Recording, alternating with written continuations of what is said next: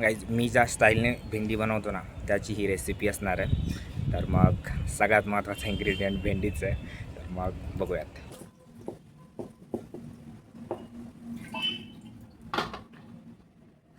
ही भेंडी मी व्यवस्थित धुवून घेतली आहे आणि थोडीशी सुकायला ठेवली आहे.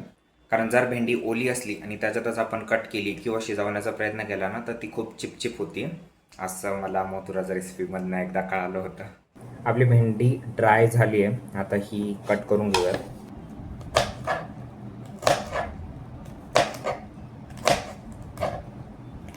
आपली भेंडी कट करून झाली आहे. भेंडीसोबतच आपल्याला एक मीडियम साईजचा कांदा कट करून घ्यायचा, बारीक एकदम.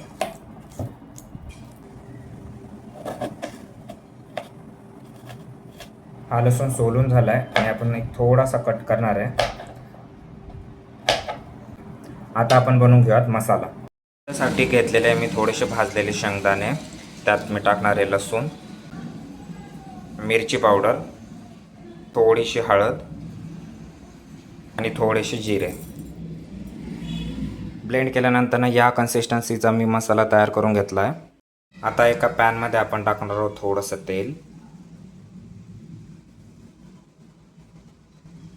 तेल तापल्यानंतर थोडीशी मोहरी फुलायला लागली की त्याच्यानंतर आपण टाकणार आहोत कट केला कांदा.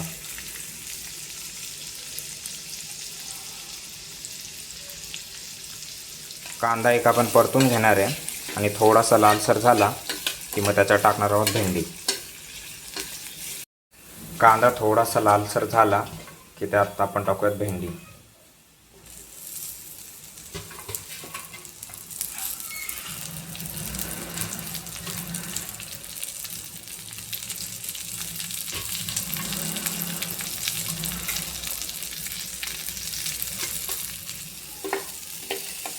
भेंडी आपल्याला न पाणी टाकता एक 10 ते 12 मिनटं कुक करून घ्यायची आहे झाकण टाकून. मधून थोडंसं हलवून घेतो कारण एका साईडला जाळायला नको म्हणून.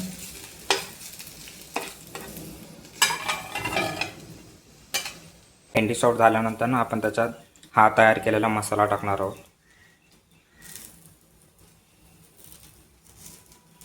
मसाला टाकून एक व्यवस्थित परतून घेऊ आणि यानंतर जाणार आहे मीठ.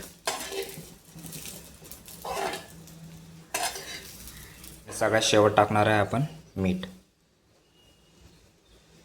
मीठ टाकून एक 5 मिनटं शिजवून घ्यायचं आणि आपली भेंडी रेडी आहे. आणि अशा प्रकारे आपली भेंडीची भाजी तयार आहे.